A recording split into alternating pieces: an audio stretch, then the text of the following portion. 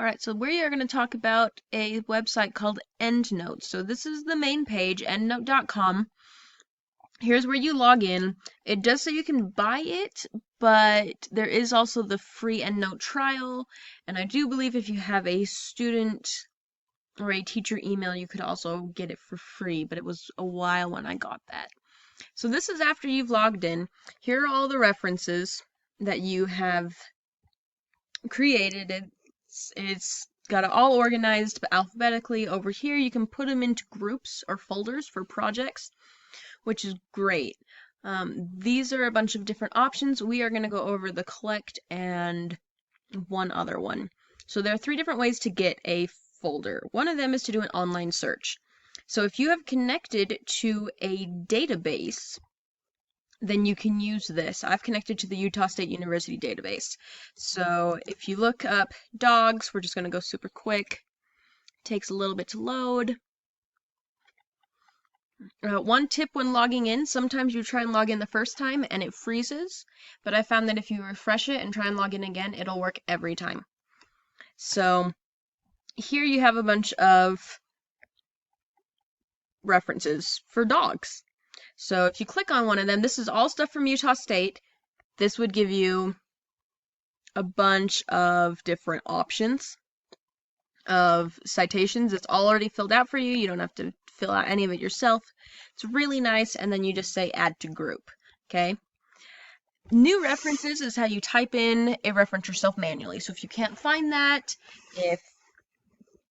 if nothing's working like that, if you really just like to handle it yourself, any of those options, this is where you look.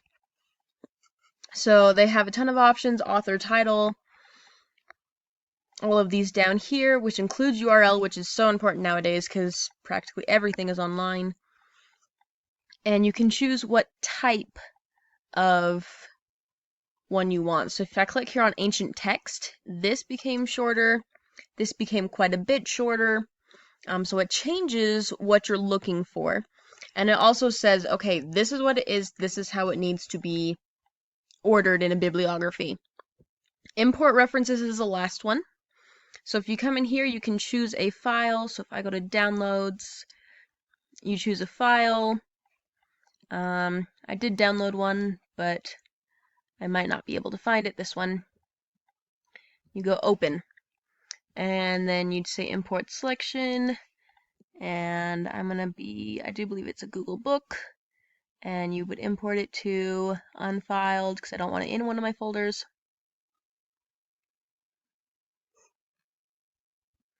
And it didn't quite work.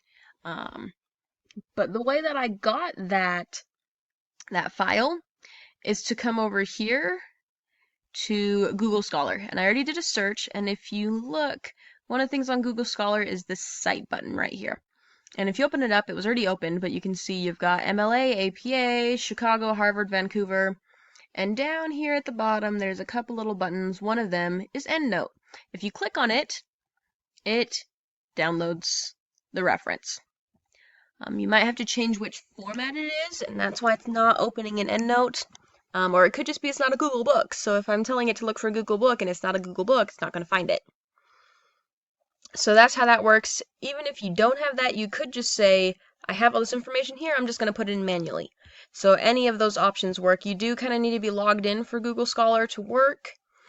And then one of my favorite things about EndNote is coming over here to format and cite while you write plugin. So this isn't going to show you too much. It's going to show you how to install and download. So that's all it is. It doesn't seem like it's much until you open up Word. So in Microsoft Word, if you come to options, there are add-ins. One of the add-ins is Cite While You Write from EndNote. Okay, so both of those are right there if you see them. Cite While You Write is a fantastic resource for you to use for anyone who's doing any sort of research project. So normally when you come over to EndNote here, it's going to ask you to sign in because it does connect to an online database. So you sign in with the same password and username as when you signed into EndNote Online. And then this pops up right here. So there are a couple different options. One of them, if you look, there are quite a few styles of uh, citation types. So you have things from research strategies, neuropathology, um, historical journal, any of those are styles that you can use. This is a little bit of a smaller list, but you can find them if you just click the use another style. So how you use Endnote is you will go to insert citations. So first say you're typing a research paper and da da da da da da da da, and oh my gosh, I have a quote. So here's your quote, and you need to APA insert a citation. You could do an insert in text citation and go Anderson, oh, that's the one I'm looking for, insert. And if you'll notice, it put in two things. One of the things it put in was my reference right here. The other thing it put in was it added my bibliography. So you keep going and decide, I have this summation from Piaget. So you go to insert citations. Oh no, you're on Anderson. So you type in Piaget and you'll find his work.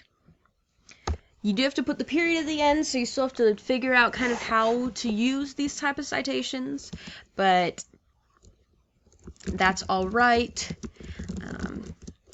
Keep going, keep going, keep going, and then say you wanted to add in, these are all some ones I've already had. If you've noticed here, I have two from the same author, which is a possibility, especially if you have a lot of people. So the next thing you'll use is the year and the title. So if I wanted the electron diffraction, you move it down to that one. Insert, and there's your new one. And if you look, it goes R.J. Dennison, but it doesn't write out the full name, and there is that one. If you wanted to do Smith, and put one in here, and if you'll notice, Doe came in above Piaget. This is because it actually does all of your alphabetizing and everything for you as well. It's really, really nice. It makes things really simple, which super helps. One of the things that doesn't work so well with this is to put in, to try and do Control Z. It actually won't get rid of what you just did. You have to manually go in and do it. And since I was already clicked on this reference, it's combined both these references now. So if you're not trying to do that, then you definitely need to not do that. So that's a great way for this. Something else, this is really important, this is a quote. So normally in APA, if you're doing a quote, you have to put in the page number. So if I put in page 25, it looks like I'm good. But this is connected to the internet and will randomly update. And when that happens, it will remove anything you typed inside these boxes, which is a problem until you check out Edit Citations. So if you come here to Edit Citations and you're doing a quote and say you didn't need the name because you already mentioned it earlier, then you could put in your page 25, and when you click OK, it removes the name, adds page 25. If you update your citations now, it is not going to change anything. So that's how you keep it all saved, and it makes it really nice. If you look here, there are a couple different ways that you can export citations to Endnote as well. So if you already have some in Word, you can send them to Endnote. And this will take you to the website. The one last thing I really wanted to show is if you were looking for a different one. Say you were doing all your citations in APA and you realized you were supposed to be in MLA.